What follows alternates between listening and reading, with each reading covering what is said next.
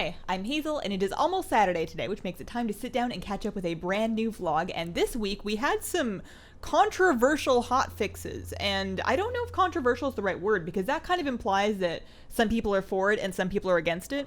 And I'm having a hard time finding online people that are really for these changes. So what they did is they made some hot fixes to the group finder that limits what add-ons can do with it, as well as just taking out some features for everyday non-add-on using people. So add-ons can no longer put text in the search function of the group finder, which is what allowed them to really quickly help you find a group for the quest that you were in the area for. And even without add-ons, you can no longer copy-paste text into the search, so if you want to search for a group, you better be typing those letters in manually. And the biggest thing is they just took out the auto-accept feature.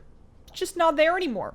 It's just gone. So that's bizarre, and all of these things, they could be a bug.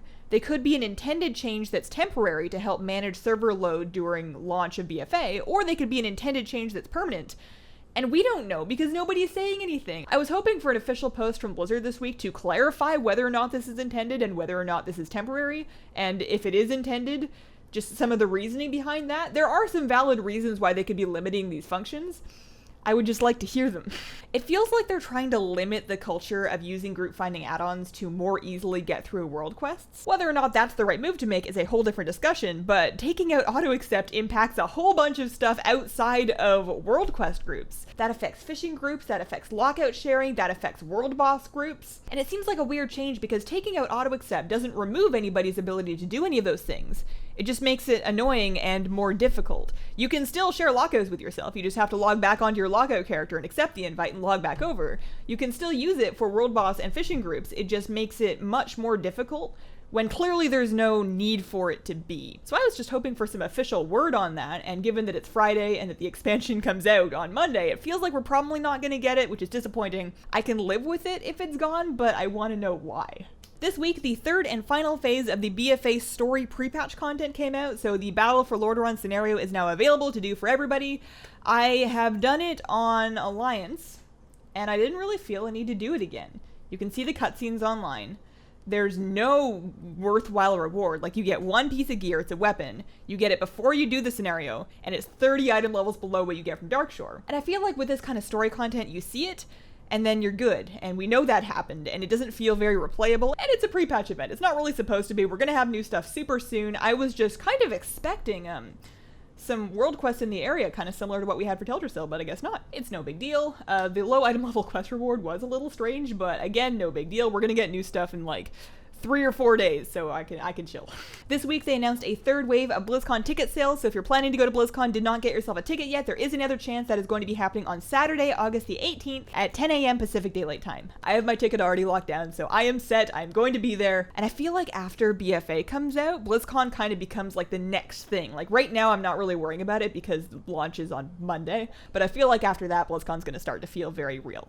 Speaking of BFA, that's happening on Monday. Quick reminder, if you have not yet gotten your Teldrassil Hippogriff or Undercity Plague Bat, do that now. You cannot do it after the expansion comes out, so do it now. And getting one mount grants you the opposite faction mount, so don't worry about having to do it on both sides. For my plans for the launch day, I do think I'm going to do a special extra launch stream. I'll probably start like 15 to 30 minutes before the expansion goes live, so we can just kind of like hang out and have some pre-launch chat, and then I'll stream the first couple of hours of my launch experience, and then the following morning, Tuesday morning, is going to be mount runs as normal, and of course I got my Invincible this week, so we can move on. I'm thinking of setting the dudes up in Tempest Keep and hoping that Kael'thas is easier to kill than the Lich King.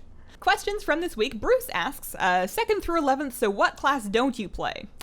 I don't have a Demon Hunter. I did when they came out. Like many people, I made one, and I got it through the starting zone, and then I didn't touch it for months and months and months and months, and then eventually deleted it. I don't really, like, I guess if I ever feel like I want another character to run raids on, then I'll make one, but I just don't really ever play melee, and I'm less alt-happy these days than I used to be now that I've kind of feeling the priest vibes. Speaking of priest vibes, actually, and this isn't really related to your question, and it's also not news. Before this video, I was doing my hair.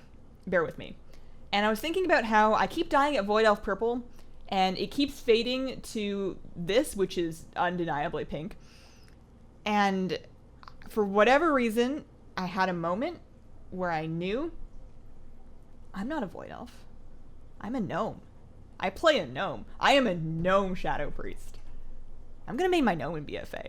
I'm still gonna keep my Void Elf, obviously, like nobody's deleting her. She'll make a beautiful alt for running raids and whatever, but I play a gnome. Okay, moving past things that don't matter now. Question from Blood Reina.